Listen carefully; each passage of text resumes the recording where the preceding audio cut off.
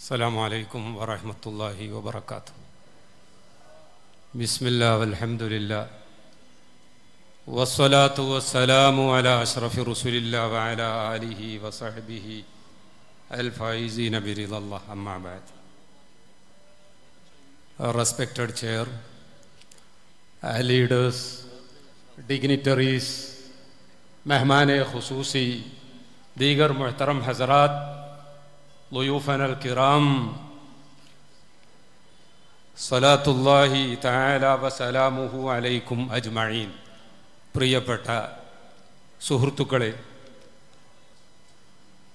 ബഹുമാനപ്പെട്ട സുൽത്താനുൽ ഉലമ കാന്തപുരം ഉസ്താദ് അവർകൾ ഇന്ത്യയുടെ ഗ്രാൻഡ് മുഫ്തിയായി തെരഞ്ഞെടുക്കപ്പെട്ട കാര്യത്തിൽ ഈ കോഴിക്കോട് നഗരം മുഴുവൻ സന്തോഷിക്കുകയാണ്, ആഹ്ലാദിക്കുകയാണ്. ആ സന്തോഷവും ആഹ്ലാദവും രേഖപ്പെടുത്താൻ വേണ്ടി പൗരാവലി സംഘടിപ്പിച്ച ഒരു സ്വീകരണ യോഗമാണ്. വൈകുന്നേരമായപ്പോഴേക്ക് ഇവിടെ വളരെ പ്രമുഖരായ രാഷ്ട്രീയ പാർട്ടികൾക്ക് പോലും മുതലക്കുളത്ത് മൈതാനം നിറക്കണമെങ്കിൽ വൈകുന്നേരം വെച്ച പരിപാടിക്ക് രാത്രി വരെ കാത്തിരിക്കേണ്ടി വരാറുണ്ട്. ഒരു പ്രത്യേക പാർട്ടിയെയും സൂചിപ്പിച്ചുകൊണ്ടല്ല പറയും. പക്ഷേ ഇവിടെ 5 മണിക്ക് തുടങ്ങും എന്ന് പറഞ്ഞ പരിപാടിക്ക് 4 മണിക്ക് തന്നെ ഈ മുതലക്കുളം നിറഞ്ഞു കവിഞ്ഞു എന്നത് നൽകുന്ന സൂചന ഒരൊറ്റ കാര്യത്തിലേക്കാണ്. കാന്തപുരം ഞങ്ങളുടെ നാട്ടിൻ്റെ ഉസ്താദാണ്. കാന്തപുരം കോഴിക്കോട്ടുകാരനാണ്. അദ്ദേഹത്തിന് അമേരിക്കയിൽ അനുയായികളുണ്ട്, യൂറോപ്പിൽ അനുയായികളുണ്ട്. അറബികൾ വരെ പിൻസീറ്റിലാണ് അദ്ദേഹത്തെ സ്വീകരിക്കാനുള്ള ഈ പരിപാടിയിൽ വന്നിരിക്കുന്നത്. കർണാടകത്തിൽ നിന്ന് മന്ത്രിമാരുണ്ട്, കേരളത്തിൽ നിന്ന് മന്ത്രിമാരുണ്ട്. സർവാദരണീയരായ മേയർ ഇവിടെ വന്നു.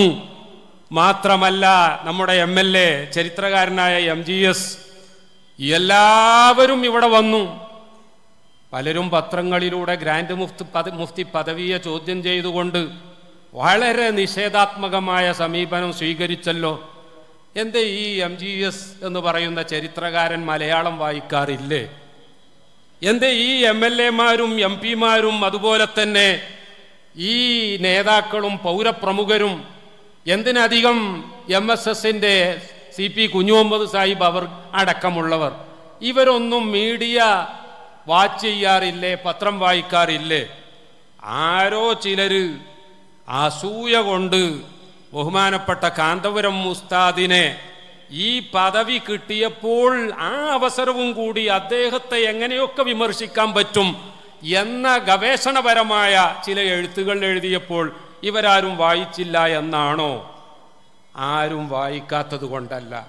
അവർക്കൊക്കെ അറിയാം, അവർക്കിടയിൽ തന്നെ ജനിക്കുകയും അവർക്കിടയിൽ ജീവിക്കുകയും സാധാരണക്കാരനിൽ സാധാരണക്കാരനായി ദരിദ്രരിൽ ദരിദ്രനായി വളർന്നു വന്ന് ഈ കേരളത്തിന്റെ അഭിമാനം സാരേ ജഹാസെ അച്ഛാ ഹിന്ദുസ്ഥാൻ ഹമാരാ എന്ന് പറയുന്ന ഒരവസ്ഥയിലേക്ക് ബഹുമാനപ്പെട്ട കാന്തപുരം ഉസ്താദിന് എത്തിക്കാൻ പറ്റിയെങ്കിൽ അതിൽ അഭിമാനിക്കേണ്ടത് മുസ്ലിങ്ങൾ മാത്രമല്ല, സുന്നികൾ മാത്രമല്ല, എല്ലാവരും അതിൽ സന്തോഷിക്കണം.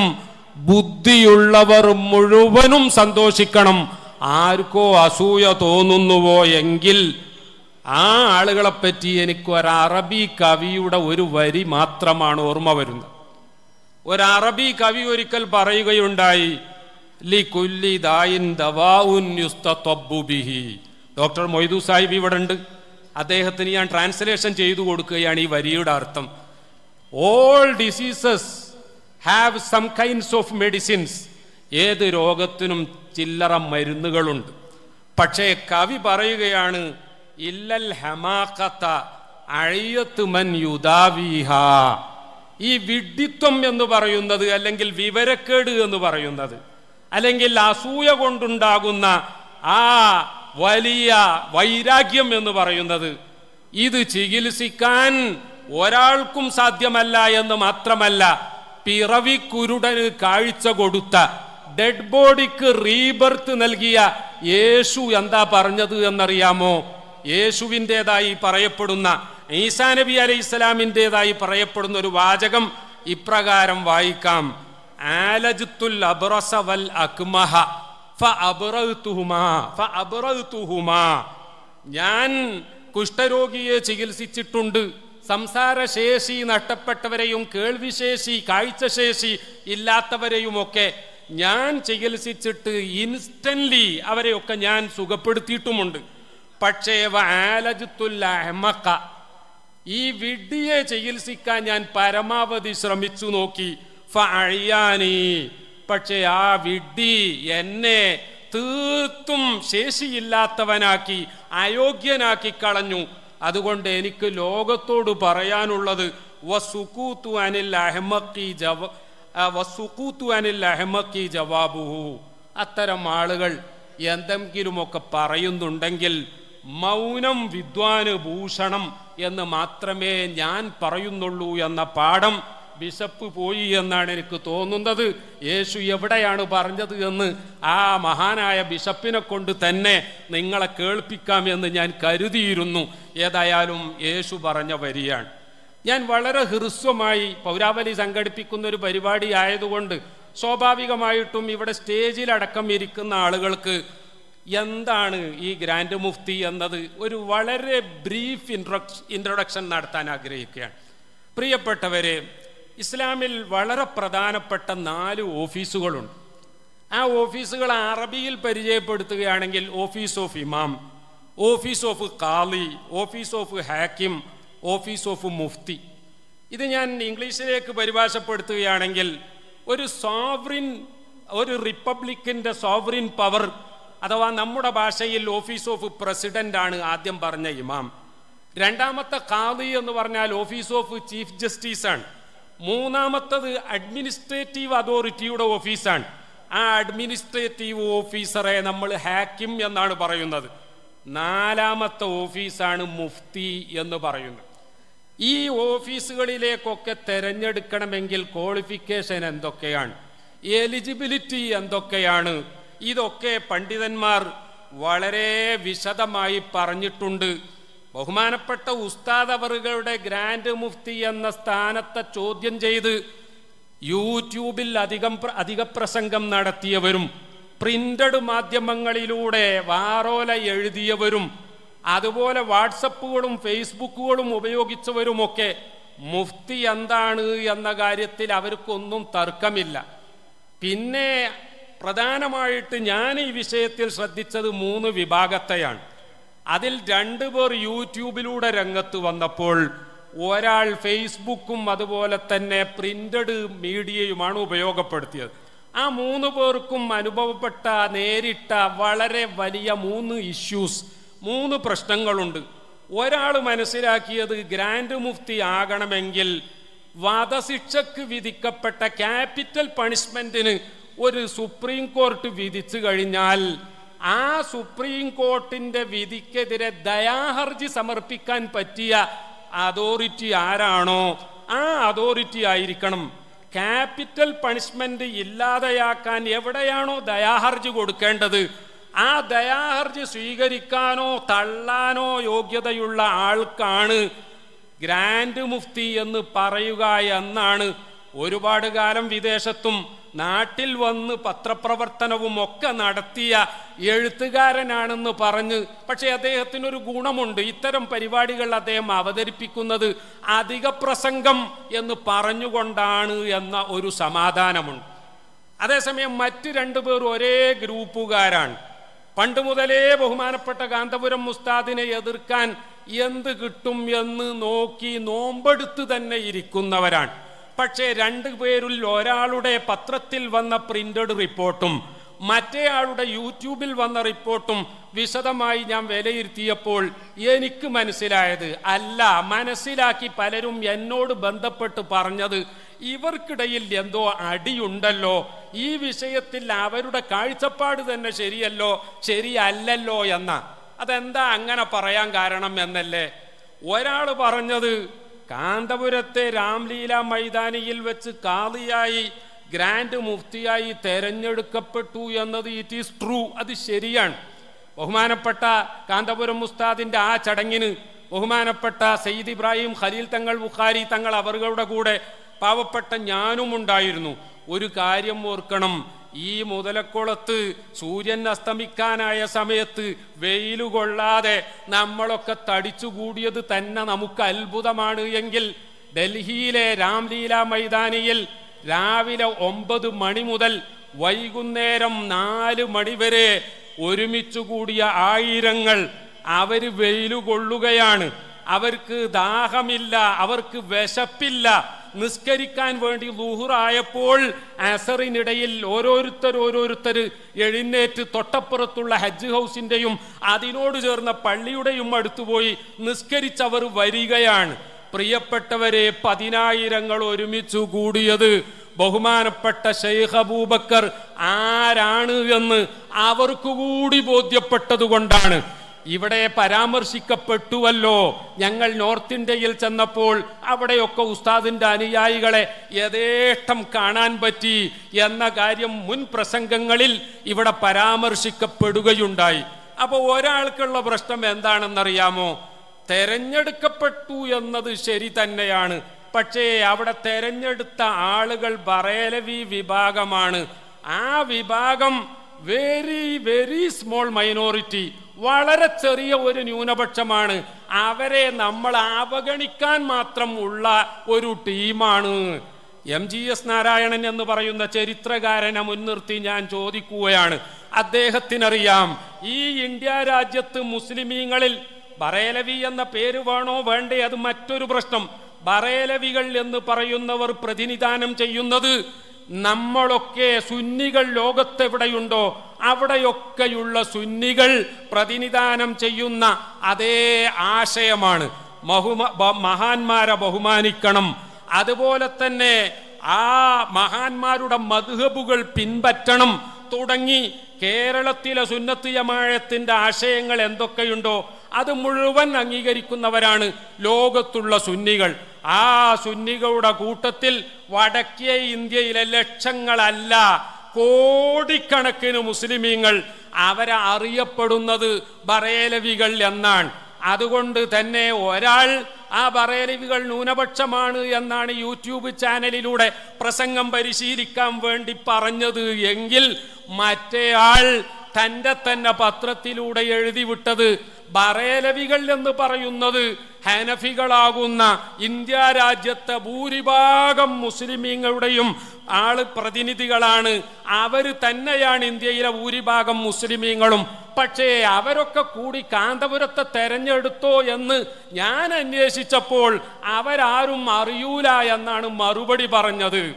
ഈ 3 കാര്യത്തിനും ചെറിയ ഒരു മറുപടി നിങ്ങൾ മനസ്സിലാക്കാൻ വേണ്ടി ഞാൻ പറയുകയാണ്.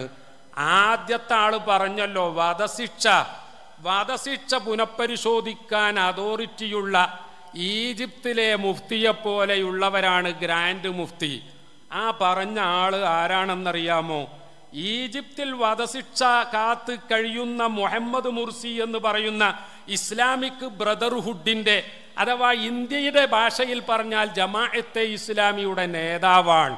തീർച്ചയായിട്ടും മുഫ്തിയെ സ്വാധീനിക്കാൻ പറ്റുമോ, എന്നിട്ട് തന്നെയെങ്കിലും തങ്ങളുടെ നേതാക്കന്മാരുടെ വധശിക്ഷ ഇല്ലാതെയാക്കാൻ പറ്റുമോ എന്ന് ഗവേഷണം നടത്തിക്കൊണ്ടിരിക്കുന്ന ഒരു വിഭാഗമാണ്. അപ്പോൾ പിന്നെ ഗ്രാൻഡ് മുഫ്തി എന്ന് പറഞ്ഞാൽ അവർക്ക് ഓർമ്മ വരല് തന്നെ ഗവൺമെന്റ് നിശ്ചയിച്ച മുഫ്തിയാകണം. മാത്രമല്ല, വധശിക്ഷ പുനഃപരിശോധിക്കാൻ അധികാരമുള്ള ആള് ആവുകയും വേണം. ഏറ്റവും ചുരുങ്ങിയത് ആ മഹാമനുഷ്യന് അല്ലെങ്കിൽ ആ മാന്യന് ആ വിക്കിപീഡിയ തന്നെയെങ്കിലും ഒന്ന് പരിശോധിക്കാമായിരുന്നു. വിക്കിപീഡിയയിൽ പറയുന്ന വരികൾ ഞാൻ ചുരുക്കി പറയാം. The grand mufti of India is the top authoritative Sunni Muslim cleric in India to issue ഫത്താവ ഫത്വകൾ പുറപ്പെടുവിക്കാൻ ഇന്ത്യ രാജ്യത്തെ ഏറ്റവും വലിയ ആധികാരികമായ ഒരു ഇസ്ലാമിക് സുന്നി മുസ്ലിം പണ്ഡിതനെയാണ് ഗ്രാൻഡ് മുഫ്തി എന്ന് പറയുന്നത്. വിക്കിപീഡിയയിൽ നിങ്ങൾക്ക് ഗ്രാൻഡ് മുഫ്തി എന്ന് അടിച്ചു നോക്കിയാൽ ഈ വിശദാംശം കിട്ടും. അപ്പോൾ കണ്ടോ, ഫത്വ കൊടുക്കാൻ ആധികാരികമായി കഴിവുള്ള ആളാകണം. ഇനി തുടർന്ന് പറയുന്നത് കേൾക്കാം. Unlike grand muftis in some Muslim majority countries, മുസ്ലിം ഭൂരിപക്ഷമുള്ള ചില രാജ്യങ്ങളിൽ ഉള്ളതുപോലെയല്ല ഇന്ത്യയിൽ grand mufti of India is not a state appointed and has no official role in the republic of India. Government നിശ്ചയിക്കുന്ന ആളല്ല ഇന്ത്യയിൽ ഗ്രാൻഡ് മുഫ്തി എന്ന് പറയുന്നത്. നമ്മുടെ രാഷ്ട്ര ഭരണകാര്യങ്ങളിലോ ഗ്രാൻഡ് മുഫ്തിക്ക് യാതൊരു റോളുമില്ല. ഇൻസ്റ്റഡ്, മറിച്ച് ഗ്രാൻഡ് മുഫ്തി ചെയ്യേണ്ടത് എന്താണ്? The grand mufti of India is elected by prominent Muslim organizations in India. ഇന്ത്യയിലെ മുസ്ലിങ്ങളുടെ പ്രധാനപ്പെട്ട പണ്ഡിത സംഘടനകൾ ചേർന്നുകൊണ്ട് തെരഞ്ഞെടുക്കപ്പെടുന്ന ഒരു ഓഫീസാണ് ഗ്രാൻഡ് മുഫ്തിയുടെ ഓഫീസ് എന്ന് വിക്കിപീഡിയ തന്നെയെങ്കിലും പരിശോധിച്ചാൽ മനസ്സിലാവുന്നതാണ്. ഞാൻ കൂടുതലായിട്ടൊന്നും പറയുന്നില്ല. 3-4 കാര്യങ്ങൾ ഞാൻ ആ പറഞ്ഞ വ്യക്തിയും മറ്റ് 2 പേരെ ഞാൻ പരാമർശിച്ചു, അവരുമൊക്കെ മനസ്സിലാക്കാൻ വേണ്ടി പറയുകയാണ്. ഇവിടെ ഖാദി എന്ന് പറയുന്ന ഒരുപാട് ആളുകളുണ്ട്. മലപ്പുറം ജില്ലയുടെ മുഴുവൻ ഖാദി ഞങ്ങളാണ് എന്ന് പറയുന്നവരുണ്ട്. 50 മഹല്ലുകളുടെ ഖാദി ഞങ്ങളാണ് എന്ന് പറയുന്നവരുണ്ട്. അല്ല, 350 മഹല്ലുകളുടെ ഖാദിയാണ് ഞങ്ങൾ എന്ന് പറയുന്നവരുണ്ട്. ഞാൻ ചോദിക്കട്ടെ, ഗ്രാൻഡ് മുഫ്തിയെ പറ്റി ഗവൺമെന്റ് നിശ്ചയിച്ചതാകണം എന്ന് പറയുന്നവർ, അതുപോലെ തന്നെ വധശിക്ഷ പുനഃപരിശോധിക്കാൻ വരെ അധികാരം നൽകപ്പെട്ടവരാകണം എന്നൊക്കെ പറയുന്നവരോടൊരു ചോദ്യം. നിങ്ങളൊക്കെ ഒരുപാട് ഖാദിമാരെ അംഗീകരിക്കുന്നുണ്ടല്ലോ. ഖാദിമാർക്ക് മഹാന്മാര് പറഞ്ഞ ഷർത്തുകൾ, ആ കണ്ടീഷൻസും ക്വാളിഫിക്കേഷൻസും മുഴുവനുമുള്ള ഏതെങ്കിലും ഒരു ഖാദി ഇന്ന് ഈ ഉലകത്തിൽ ജീവിച്ചിരിപ്പുണ്ട് എന്ന് വാദിക്കാൻ അല്ലെങ്കിൽ തെളിയിക്കാൻ നിങ്ങൾക്കാകുമോ? 2, അതുപോലെ തന്നെ നമുക്ക് മറ്റൊരു കാര്യം അറിയാം. ഹാക്കിം, ഇസ്ലാമിക രീതിയിൽ ഹാക്കിം എന്ന് പറയുന്ന അതിന് ഫുഖഹാക്കൾ പറഞ്ഞ കണ്ടീഷൻസ് മുഴുവൻ ഒത്ത ഒരാൾ ഇന്ന് ഉണ്ട് എന്ന് പറയാൻ പറ്റുമോ? പിന്നെ ഖാദിയാണ് എന്ന് പറഞ്ഞ് മഹല്ലിലെ ഒരുപാട് കാര്യങ്ങൾക്ക് നേതൃത്വം നൽകുന്ന ആള് എങ്ങനെ ഖാദിയായി? അതുപോലെ ഹാക്കിം എന്ന സ്വഭാവത്തിലേക്ക് ആവശ്യം വരുമ്പോൾ പലരും ഉയർന്നു വരുന്നു, അത് എങ്ങനെ ഉണ്ടായി? അതുപോലെ മുഫ്തി എന്ന് പറഞ്ഞാൽ ബഹുമാനപ്പെട്ട ഇമാം നവവി റഹിമഹുല്ല പ്രത്യേകമായി പരാമർശിക്കുന്നുണ്ട്. 2 രീതിയിലുള്ള മുഫ്തിമാരുണ്ട്. മുസ്തഖില്ലായ മുഫ്തി എന്ന് പറയും, അഥവാ ഇൻഡിപെൻഡന്റ് മുഫ്തി. രണ്ടാമത്തത് മുൻതസിബായ മുഫ്തി എന്നാണ്, അഥവാ നോൺ ഇൻഡിപെൻഡന്റ് മുഫ്തി. ഈ ഇൻഡിപെൻഡന്റ് മുഫ്തിയാകണം എങ്കിൽ, മുസ്തഖില്ലായ മുഫ്തിയാകണമെങ്കിൽ മുജ്തഹിദാകണം. അത് ഈ കാലഘട്ടത്തിൽ ലോകത്തെവിടെയുമില്ല എന്ന് ബഹുമാനപ്പെട്ട ഇമാം നവവി റഹിമഹുല്ല തന്നെ രേഖപ്പെടുത്തുകയാണ്. പിന്നീട് നോൺ ഇൻഡിപെൻഡന്റ് മുഫ്തി എന്ന് പറയുന്നതിനെ 4 കാറ്റഗറീസ് ആക്കി തിരിക്കുകയാണ്. ആ നോൺ ഇൻഡിപെൻഡന്റ് മുഫ്തികൾ 4 തരമുണ്ട്. അതിൽ 3 തരത്തിൽപ്പെട്ട ആളുകളും ഉണ്ടാകാൻ വളരെ പ്രയാസമാണ്. 4ാമത്തെ കാറ്റഗറിയിൽപ്പെട്ട മുഫ്തി എന്ന് പറഞ്ഞാൽ ഇമാമുകൾ വിഷയത്തിൽ പറഞ്ഞ കാര്യങ്ങളെ വ്യക്തമായി മനസ്സിലാക്കി തന്നോട് ഫത്വ ചോദിക്കാൻ വരുന്ന ആൾ ഏത് മദ്ഹബുകാരനാണോ ആ മദ്ഹബ് അനുസരിച്ച് അയാൾക്ക് പറഞ്ഞു കൊടുക്കാനും, മറ്റൊരു മദ്ഹബുകാരനാണ് വല്ല പ്രശ്നവും ഉന്നയിച്ചുകൊണ്ട് വന്നതെങ്കിൽ അയാളുടെ മദ്ഹബ് അനുസരിച്ചുകൊണ്ട് അയാൾക്ക് ഫത്വ കൊടുക്കാനും കഴിവുള്ള ആൾക്കാണ് മുഫ്തി എന്ന് പറയുക എന്ന് പ്രിയപ്പെട്ടവരെ ബഹുമാനപ്പെട്ട ഇമാം നവവി റഹിമഹുല്ല പറയുകയുണ്ടായി. ഞാൻ ഒന്നുകൂടി ചോദിക്കാൻ, നമുക്ക് 1-2 കാര്യങ്ങൾ ഇവിടെ പരിശോധിക്കാൻ വേണ്ടി പറയുകയാണ്. ഒരു മുഫ്തിയെ സംബന്ധിച്ച് പറയുമ്പോൾ തന്നെ ആലോചിക്കേണ്ടത്, യൂണിവേഴ്സിറ്റി ആകണമെങ്കിൽ UGCയുടെ നിയമങ്ങൾ എന്തൊക്കെയാണ്? UGC നിയമപ്രകാരം ഒരു യൂണിവേഴ്സിറ്റി ആകണമെങ്കിൽ ഒരുപാട് കണ്ടീഷൻസ് ഉണ്ട്. ഇന്ന് ചമ്മാട്ട ഇസ്ലാമിക് യൂണിവേഴ്സിറ്റിയുടെ വൈസ് ചാൻസലറാണ് എന്നോ അല്ലെങ്കിൽ ഞാൻ എന്നെപ്പറ്റി പറഞ്ഞു എന്ന് വെക്കുക മർക്കസ് ജാമിയ മർക്കസിന്റെ വൈസ് ചാൻസലറാണ് എന്നോ പറയുമ്പോൾ ഈ യൂണിവേഴ്സിറ്റി എന്ന് പറയുന്നത് ഒഫീഷ്യലായി യൂണിവേഴ്സിറ്റി ആകാനുള്ള കണ്ടീഷൻസ് ഫുൾഫിൽ ചെയ്തതാണോ? ഒരിക്കലും അല്ല. കാരണം ഒരുപാട് കണ്ടീഷൻസ് ഫുൾഫിൽ ചെയ്യുമ്പോഴേ അത് ഒരു അംഗീകൃത റെക്കഗ്നൈസ്ഡ് യൂണിവേഴ്സിറ്റി ആവുകയുള്ളൂ. അതേസമയം സ്വഭാവത്തിലും രൂപത്തിലുമൊക്കെ യൂണിവേഴ്സിറ്റികൾ നടത്തുന്ന കുറേ കോഴ്സുകളും പല ഫാക്കൽറ്റികളും അതുപോലെ തന്നെ ഡിപ്പാർട്ട്മെൻറ്റുകളും അതിനുള്ള HODകളും ടീച്ചിങ് ആൻഡ് നോൺ ടീച്ചിങ് സ്റ്റാഫുകളും ഇൻഫ്രാസ്ട്രക്ചറും ഒക്കെ ഉള്ളതുകൊണ്ട് നമ്മൾ അത്തരം സ്ഥാപനങ്ങളെ യൂണിവേഴ്സിറ്റി എന്ന് പറയും പോലെ ഇന്നുള്ള പണ്ഡിതന്മാരെ പറ്റി മുഫ്തി എന്ന് പറഞ്ഞാൽ, ഇന്നുള്ള പണ്ഡിതന്മാരെ പറ്റി ഇമാമ് എന്ന് പറഞ്ഞാൽ, ഇന്നുള്ള പണ്ഡിതന്മാരെ പറ്റി ഖാളി എന്ന് പറഞ്ഞാൽ, ഇന്നുള്ള പണ്ഡിതന്മാരെ പറ്റി ഹാക്കിം എന്ന് പറഞ്ഞാൽ അതൊക്കെ അത്യാവശ്യങ്ങൾ നിറവേറ്റാൻ വേണ്ടി ലിമിറ്റഡ് ലയബിലിറ്റിയും ലിമിറ്റഡ് റെസ്പോൺസിബിലിറ്റിയും ലിമിറ്റഡ് ജൂറിസ്ഡിക്ഷനും ഉള്ള ഒരു പ്രത്യേക സംവിധാനമാണ് എന്ന് മഹാന്മാര് മുഴുവൻ വിശദീകരിച്ചിട്ടുണ്ട്. ഉദാഹരണമായിട്ട് അൽ ഇമാമുൽ ഖറാഫിയുടെ കിതാബുൽ ഇഹ്കാം ഫീ തമ്മീസിൽ ഫതാവ അനിൽ അഹ്കാം വ തസറുഫാത്തിൽ ഖാളി വൽ ഹുക്കാം എന്ന് പറയുന്ന വളരെ വിശദമായ ഒരു ഗ്രന്ഥമുണ്ട്. അദ്ദേഹം ഇക്കാര്യം വിശദീകരിച്ചുകൊണ്ട് പറയുകയാണ്, ഹാക്കിമിനെ തന്നെ ആവശ്യമുള്ള കാര്യങ്ങൾ, ഉദാഹരണമായിട്ട് ഡിസൊല്യൂഷൻ ഓഫ് മാരേജ് എന്ന് പറഞ്ഞുകൊണ്ട് ഒരു സ്ത്രീ ഭർത്താവിൽ നിന്ന് അവൾക്ക് ഒഴിവായി കിട്ടണം. നമ്മുടെ ഇന്ത്യ രാജ്യത്ത് dissolution of Muslim marriage act ഉണ്ട്.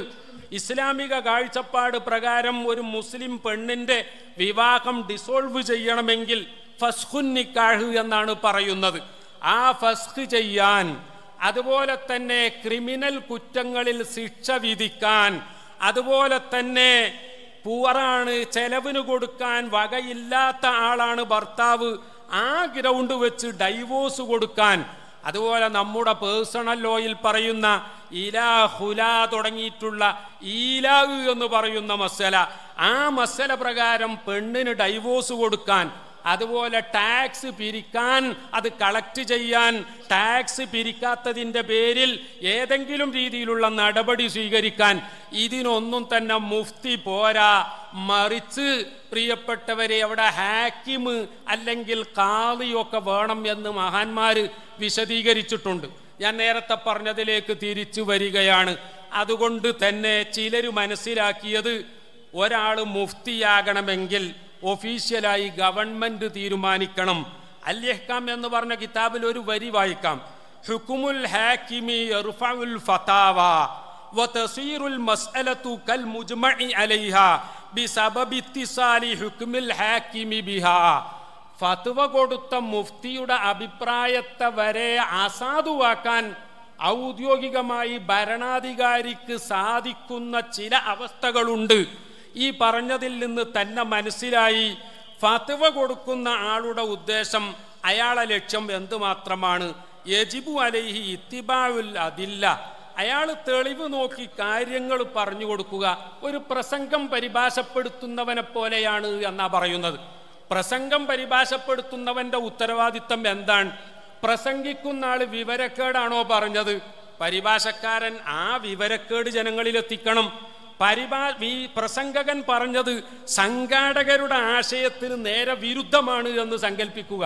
പരിഭാഷകൻ ന്യായമുള്ള നീതിയുള്ള ആളാണ് എങ്കിൽ ആ പ്രസംഗകൻ അപ്പരിപാടി സംഘടിപ്പിച്ച ആളുകളുടെ ആശയത്തിന് എതിരാണ് പറഞ്ഞതെങ്കിൽ ആ പരിഭാഷകനും അങ്ങനെ തന്നെ പരിഭാഷപ്പെടുത്തി കൊടുക്കണം. ഇതുപോലെ മുഫ്തി എന്ന് പറഞ്ഞാൽ, ഇന്നുള്ള മുഫ്തി എന്ന് പറഞ്ഞാൽ അവരുടെ മുൻഗാമികളായ ആലിമീങ്ങൾ ആ വിഷയത്തിൽ എന്താണോ പറഞ്ഞത് അത് അങ്ങനെ തന്നെ ഉദ്ധരിക്കുക. ഫഹുവ നായിബുൻ അനിൽ മുജ്തഹിദി ഫീ നഖീമാ യഖുസ്സു ഇമാമഹു. ഞാൻ ആ വിഷയം ഇവിടെ അവസാനിപ്പിക്കുകയാണ് പ്രിയപ്പെട്ടവരെ.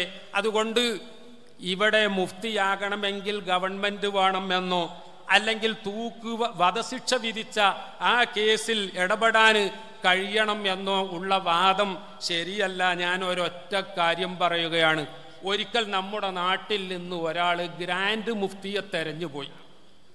ഗ്രാൻഡ് മുഫ്തിയെ തെരഞ്ഞു പോയത് എവിടേക്കാണെന്നറിയോ നിങ്ങളും? അഥവാ കേരളത്തിൽ ബഹുമാനപ്പെട്ട ശൈഖുന ഉസ്താദ് അവർക്ക് ലഭിച്ച ഷഹറെ മുബാറക്കുമായി ബന്ധപ്പെട്ട് ശൈഖുന ഉസ്താദ് അവർ തനിക്ക് കൈവന്ന ആ വലിയ പുണ്യം അത് ജനങ്ങളെ അറിയിച്ചു. അത് ഒരു സമ്മേളനത്തിൽ വെച്ചായതുകൊണ്ട് ജനങ്ങൾ മുഴുവൻ അറിഞ്ഞു. ആ കാരണത്താൽ ജനങ്ങൾ മുഴുവൻ മർക്കസിലേക്ക് വരാൻ തുടങ്ങി എന്നതൊരു വസ്തുതയാണ്. ഉടനെ ഇത് കിട്ടിയത് കാന്തപുരത്തിനാണ് എങ്കിൽ ഇതൊരിക്കലും ശരിയല്ല എന്നുള്ള പ്രസ്താവന വന്നു. അങ്ങനെ ഇരിക്കെയാണ് സെനഗൽ തലസ്ഥാനമായ ഡക്കാറിൽ ഒരു ഇന്റർനാഷണൽ കോൺഫറൻസിൽ സംബന്ധിക്കാൻ ഞാൻ നേരത്തെ പരാമർശിച്ച ഒരു വ്യക്തിക്ക് അവസരം ലഭിച്ചത്, ക്ഷണം ലഭിച്ചത്. കൂട്ടത്തിൽ എനിക്കും ക്ഷണം ലഭിച്ചു. പക്ഷേ ഞങ്ങൾക്ക് രണ്ടുപേർക്കും ലഭിച്ച മെസ്സേജിൽ വിസ ഓൺ അറൈവൽ എന്നായിരുന്നു. എയർപോർട്ടിൽ ചെന്നപ്പോൾ എമിഗ്രേഷൻ ഓഫീസർ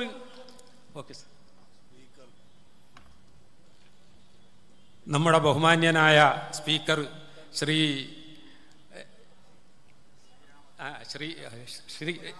ശ്രീരാമകൃഷ്ണൻ സാർ അവർ ഇവിടെ എത്തും. നമ്മുടെ കേരള നിയമസഭയിലെ എല്ലാവരുടെയും വളരെ ബഹുമാന്യനായ സ്പീക്കറാണ്. ഞാൻ പെട്ടെന്ന് അവസാനിപ്പിക്കും. പറഞ്ഞു വന്നത് സെനഗലിൽ പോയി. സെനഗലിൽ പോകാനുള്ള ക്ഷണം ലഭിച്ചു. പക്ഷേ എയർപോർട്ടിൽ ചെന്നപ്പോൾ ഇമിഗ്രേഷൻ ഓഫീസർ പറഞ്ഞു, ഇന്ത്യക്കാർക്ക് സെനഗലിലേക്ക് പോകണമെങ്കിൽ വിസ ഓൺ അറൈവൽ അല്ല, നേരത്തെ അഡ്വാൻസ് ആയിട്ട് വിസ കിട്ടണം. സമ്മേളനം തുടങ്ങുന്ന അന്നാണ് പോകുന്നത് എന്നതിനാൽ പോകാൻ പറ്റിയില്ല. ഒരാഴ്ച കഴിഞ്ഞ് ഇവിടെ വാർത്ത വന്നു, സെനഗലിൽ വെച്ച് ഈജിപ്തിലെ ഗ്രാൻഡ് മുഫ്തിയെ കണ്ടപ്പോൾ മർക്കസിലുള്ള തിരുകേശത്തെ സംബന്ധിച്ച് ചോദിച്ചു. അത് വ്യാജമാണ് എന്ന് പറഞ്ഞുകൊണ്ട് ഇവിടെ ഞാൻ നേരത്തെ പറഞ്ഞ സൂചിപ്പിച്ച അതേ പത്രത്തിൽ അതുപോലെ അതുമായി ബന്ധപ്പെട്ട ചില പത്രങ്ങളിലൊക്കെ വാർത്ത വന്നു. സിറാജിൽ അതിനെതിരെ ആ വാർത്ത വ്യാജമാണ് എന്ന് പറഞ്ഞുകൊണ്ട് നമ്മൾ റിപ്പോർട്ട് കൊടുത്തു. ഉടനെ വക്കീൽ നോട്ടീസ് വന്നു. വക്കീൽ നോട്ടീസ് വന്നപ്പോൾ ആ വക്കീൽ നോട്ടീസിന് നമ്മൾ അങ്ങോട്ട് തിരിഞ്ഞു നോക്കണ്ടെന്നും തീരുമാനിച്ചു. അതോടുകൂടി ആ കേസും പോയി. ഞാൻ പറഞ്ഞത് അവർക്കൊക്കെ ഉള്ള പ്രശ്നം എന്താണ്? ആ ഗ്രാൻഡ് മുഫ്തി വന്നിട്ടാണ് ബഹുമാനപ്പെട്ട ഉസ്താദിന് ഷഹറെ മുബാറക്ക് കൊടുക്കുന്ന ആ സമ്മേളനം ഉദ്ഘാടനം ചെയ്തത്. പക്ഷേ അദ്ദേഹത്തെ കണ്ട് അദ്ദേഹം ഇതിനെപ്പറ്റി ഇങ്ങനെയൊക്കെ പറഞ്ഞു. അത് ഒരിടത്തും ഏശിയില്ല എന്ന് വന്നപ്പോൾ പ്രിയപ്പെട്ടവരെ, പിന്നെ കിട്ടുമ്പോഴൊക്കെ വ്യാജ പ്രചരണം. ആ മുടിയെപ്പറ്റി അന്വേഷിക്കാൻ വേണ്ടി ഹോളണ്ടിൽ നിന്നൊരാൾ വന്നു എന്നും നേരെ ചമ്മാട്ട് ചെന്നു, ഇവിടെയുള്ളത് വ്യാജമാണ് എന്ന് ബോധ്യപ്പെട്ടതായി അവിടെ പറഞ്ഞു കൊടുത്തു എന്നും ഈ നാട്ടിലെ പത്രത്തിൽ വന്നില്ലേ? അദ്ദേഹം പിറ്റേന്ന് ഈ വാർത്ത വായിച്ച് കോഴിക്കോട്ട് മർക്കസിൽ വന്നു, ഞങ്ങളോട് ക്ഷമാപണം നടത്തി.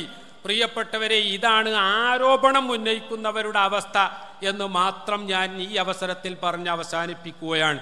ബഹുമാനപ്പെട്ട കാന്തപുരം ഉസ്താദിനെ ബഹുമാനപ്പെട്ട UT Khader Sahib also have arrived on the stage. All the guests are mostly welcome and inshallah I will conclude just now. ബഹുമാനപ്പെട്ട ഉസ്താദിനെ മാത്രം ഇങ്ങനെ ഒരു ഗ്രാൻഡ് മുഫ്തിയായി തെരഞ്ഞെടുത്തതെന്തേ? ഞങ്ങളെ ആരും അതിന് പറ്റൂലേ? ഇതൊക്കെയാണ് പ്രശ്നം. കേരള യാത്ര ബഹുമാനപ്പെട്ട ഉസ്താദ് രണ്ടാമത്തെ യാത്ര നടത്തിയിരുന്നത് എനിക്ക് തോന്നുന്നത് 12/4/12 ഏപ്രിൽ 12 തുടങ്ങി ഏപ്രിൽ 28, 2012 ഞാൻ ആലോചിക്കുകയാണ്, പൊതുസമൂഹം ഉസ്താദിനെ എങ്ങനെ മനസ്സിലാക്കുന്നു? ഉസ്താദിന് കൊടുത്ത സ്വീകരണത്തിൽ MLA ആയിരുന്ന ബെന്നി ബഹാനൻ അന്ന് പറഞ്ഞ വരി ഞാൻ ഇപ്പോഴും ഓർക്കുകയാണ്. കേരളത്തിൽ 2 ടെർമിനോളജി സുപരിചിതമാണ്. ബെന്നി ബഹാനൻ പ്രസംഗിച്ചതാണ്. എല്ലാവരും അതിനോട് യോജിപ്പുണ്ടോ ഇല്ലെന്നല്ല ഞാൻ ചർച്ച ചെയ്യുന്നത്. അദ്ദേഹം അന്ന് പ്രസംഗിക്കുക 2 ടെർമിനോളജി കേരളത്തിൽ പ്രസിദ്ധമാണ്.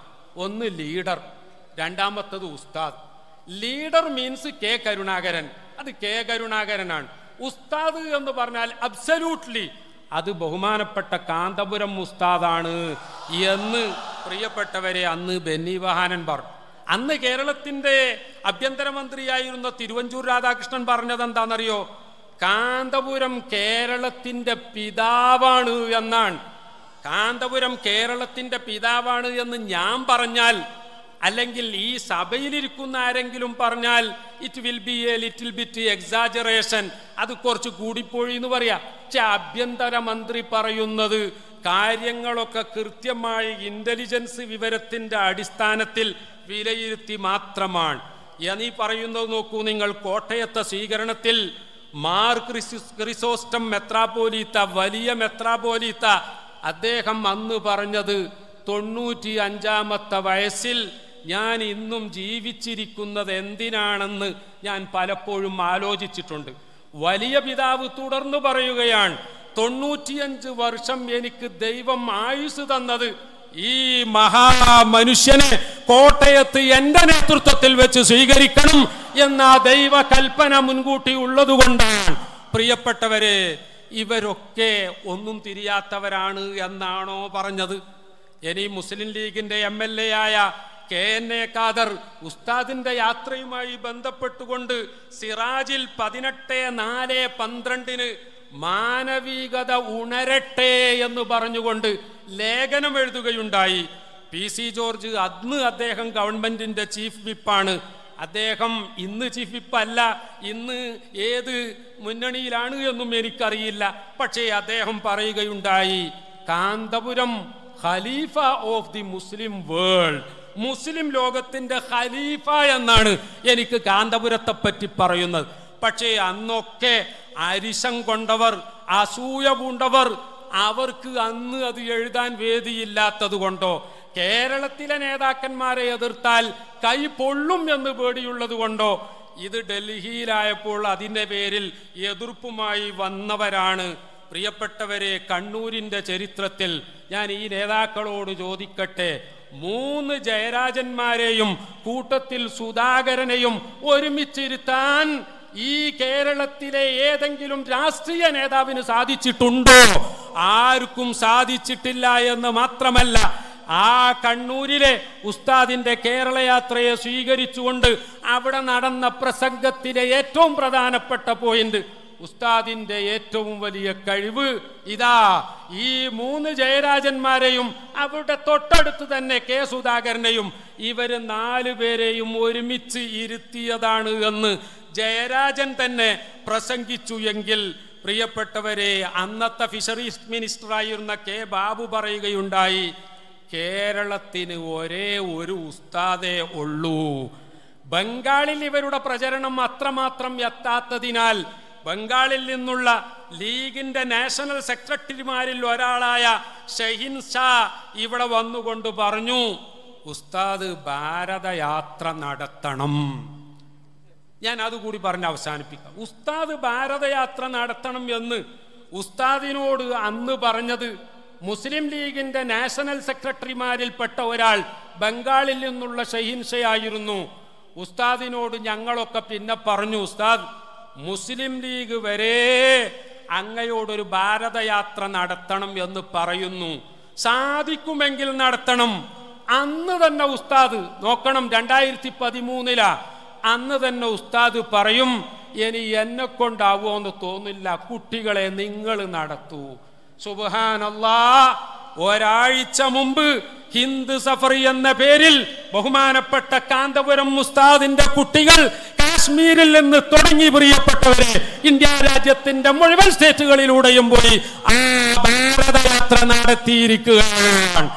ഉസ്താദിന്റെ ശിഷ്യന്മാർക്കല്ലാതെ, അല്ലെങ്കിൽ ഉസ്താദിന്റെ ആശീർവാദമില്ലാതെ മറ്റാരെങ്കിലും അത്തരം ഒരു യാത്ര നടത്തി അത് വിജയിപ്പിക്കാൻ പറ്റുമെങ്കിൽ ഞങ്ങളുടെയൊക്കെ ജീവിത കാലഘട്ടത്തിൽ തന്നെ അതൊന്ന് നടത്തി കാണിച്ചു തന്നാൽ വളരെ സന്തോഷമായിരുന്നു എന്ന് മാത്രമേ ഉണർത്തുന്നുള്ളൂ.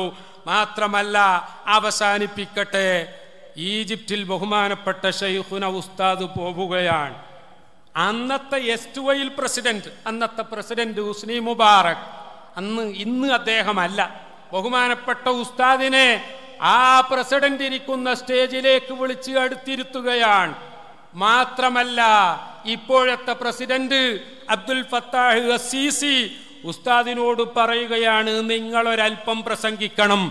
ജോർഡാനിൽ പലവട്ടം ചെന്നപ്പോൾ ആ ജോർഡാനിലെ ഏറ്റവും രാജാവായ അബ്ദുള്ള രാജാവ് ബഹുമാനപ്പെട്ട ഉസ്താദിനോട് ഇന്ത്യ പോലെയുള്ള മഹാരാജ്യത്ത് യാതൊരു പ്രയാസവുമില്ലാതെ മുസ്ലിമീങ്ങളായ നിങ്ങൾക്ക് ഇത്രയും സുന്ദരമായി ജീവിക്കാൻ കഴിയുന്നതിൻ്റെ രഹസ്യം എന്താണ് എന്ന് ചോദിച്ചപ്പോൾ ഇന്ത്യ രാജ്യത്തെ മുസ്ലിമീങ്ങൾ എങ്ങനെ ഇത് സാധിച്ചെടുത്തു എന്ന് ഉസ്താദ് വിശദീകരിച്ചപ്പോൾ കഴിഞ്ഞ വർഷം ആ അബ്ദുള്ള രാജാവ് ഡൽഹിയിലേക്ക് വന്നപ്പോൾ പ്രധാനമന്ത്രിയെ നേരത്തെ അറിയിക്കുകയാണ്, ഷെയ്ഖ് അബൂബക്കറിനെയും കൂട്ടരെയും നിങ്ങളൊന്ന് ഡൽഹിയിലേക്ക് വിളിച്ചു വരുത്തണം, ഞാൻ വരുമ്പോൾ അവരുകൂടി എൻ്റെ കൂടെ ഉണ്ടാകണം, എനിക്ക് അവരിൽ നിന്ന് വീണ്ടും കേൾക്കാൻ ആഗ്രഹിക്കുന്നു.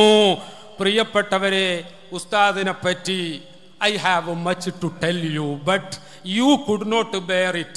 യേശു ക്രിസ്തു ഒരിക്കൽ ശിഷ്യന്മാരോട് പറയുകയുണ്ടായി, ഇനിയും വളരെയധികം പറവാനുണ്ട്, പക്ഷേ നിങ്ങൾക്കോ വഹിപ്പാനാവില്ല, ആകയാൽ ഞാൻ ഇവിടെ പോവുകയാണ് എന്നായിരുന്നു യേശു ക്രിസ്തു പറഞ്ഞത്. പക്ഷെ ഒരു കാര്യം എനിക്ക് പറയാതിരിക്കാൻ നിർവാഹമില്ല, അതുകൊണ്ട് അതും കൂടി പറഞ്ഞ് അവസാനിപ്പിക്കുകയാണ്.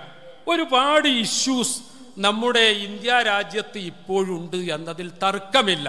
ഞാൻ ഒറ്റ കാര്യം, ട്രിപ്പിൾ ത്വലാഖ്, ബഹുമാനപ്പെട്ട ഉസ്താദ് പാവപ്പെട്ട എന്നോട് ആ നമ്മുടെ MP പിന്നെ RSP MP പ്രേമചന്ദ്രൻ സാറെ ഫോണിൽ വിളിച്ചുകൊണ്ട് ഉസ്താദ് എന്നോട് പറയുകയാണ്, നിങ്ങൾ ഈ MP-യോടൊന്ന് സംസാരിക്കണം.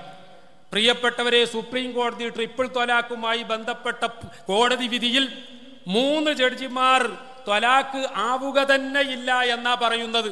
2 ജഡ്ജിമാർ മാത്രമാണ് ത്വലാഖ് ആകും എന്ന് പറയുന്നത്. ജഡ്ജിമാർ ത്വലാഖ് ആകൂല എന്ന് പറയുന്നവർ 3 പേരുള്ളത് കൊണ്ട് സുപ്രീം കോടതിയുടെ ആ ഡിസിഷനാണ് പ്രിവെയിലാവുക എന്നത് നിയമരംഗത്ത് പ്രവർത്തിക്കുന്ന ആർക്കും സംശയമില്ല. അങ്ങനെയെങ്കിൽ പിന്നീട് ഒരു ലെജിസ്ലേഷൻ അല്ലെങ്കിൽ ഒരു ഇനാക്ട്മെന്റ് അസാധുവാണ് എന്നാണ് മനസ്സിലാക്കേണ്ടത്. അപ്പോൾ ഇവിടെ ഗവൺമെന്റ് ചെയ്തിരിക്കുന്നത് മെജോറിറ്റി വിധിയുടെ ഒരു കഷ്ണം എടുത്തു, അതുപോലെ മൈനോറിറ്റി വിധിയുടെ ഒരു കഷ്ണവും എടുത്ത് പുതിയ ഓർഡിനൻസ് ഇറക്കിയിരിക്കുകയാണ്. പ്രേമചന്ദ്രൻ സാറോട് ബഹുമാനപ്പെട്ട ഉസ്താദ് പറഞ്ഞു, ഇത് നിങ്ങളുടെ പാർലമെന്റിലെ ബന്ധപ്പെട്ട ആളുകളെ അറിയിക്കണം, കാരണം ഇത് ശരിയല്ല എന്ന ഗ്രൗണ്ടിൽ നിങ്ങൾ ഇതിനെതിരെ പറയണമെന്ന് പറഞ്ഞപ്പോൾ അന്ന് MP പറയുകയുണ്ടായി, സത്യം പറഞ്ഞാൽ ഉസ്താദ് ഈ പറഞ്ഞ പോയിന്റ് ഞങ്ങൾക്ക് ഇതുവരെ ബോധ്യപ്പെട്ടിട്ടില്ല. 3 ത്വലാഖ് ഒരുമിച്ച് ചൊല്ലൽ പുണ്യമാണ് എന്ന് വിശ്വസിക്കുന്ന ആരും തന്നെയില്ല. അതേസമയം പ്രിയപ്പെട്ടവരെ, ഈ ഓർഡിനൻസ് കൊണ്ടുള്ള ഒരു അപകടം, ഇവിടെ ബില്ലിനെതിരെ ശബ്ദിച്ചവർ അല്ലെങ്കിൽ ഓർഡിനൻസിനെതിരെ ശബ്ദിച്ചവർ ഒരു രാഷ്ട്രീയക്കാരോ അല്ലാത്തവരോ മിണ്ടാത്തൊരു ഭാഗമുണ്ട്.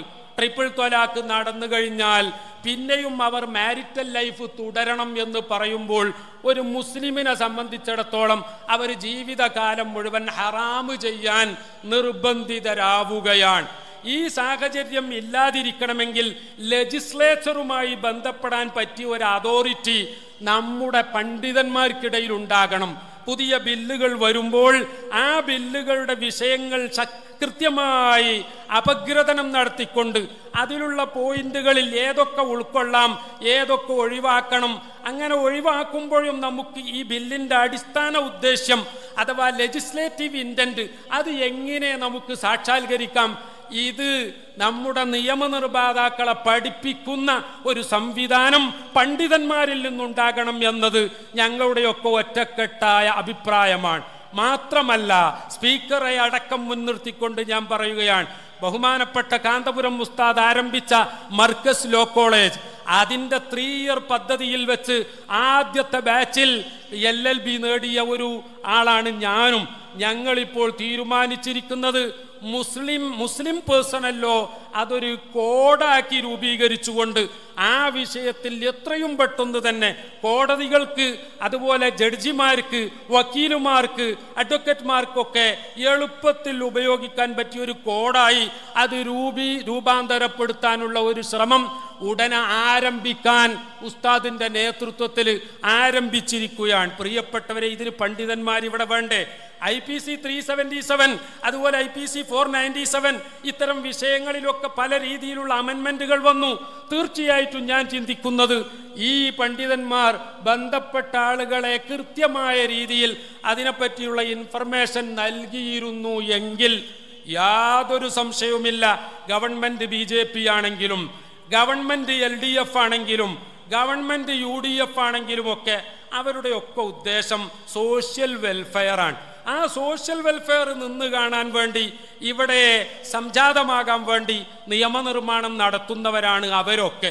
അതുകൊണ്ട് നമ്മളും കൂടി അതിനോട് സഹകരിച്ചു കൊടുത്താൽ യാതൊരു സംശയവുമില്ല, ഇസ്ലാമിന് വിരുദ്ധമാകാതെ തന്നെ സോഷ്യൽ വെൽഫെയർ എന്ന ആസ്പെക്ട് നേടിയെടുക്കാൻ വേണ്ടതൊക്കെ ചെയ്യാൻ ഇവിടുത്തെ ഏത് ലെജിസ്ലേച്ചറും തയ്യാറാകും.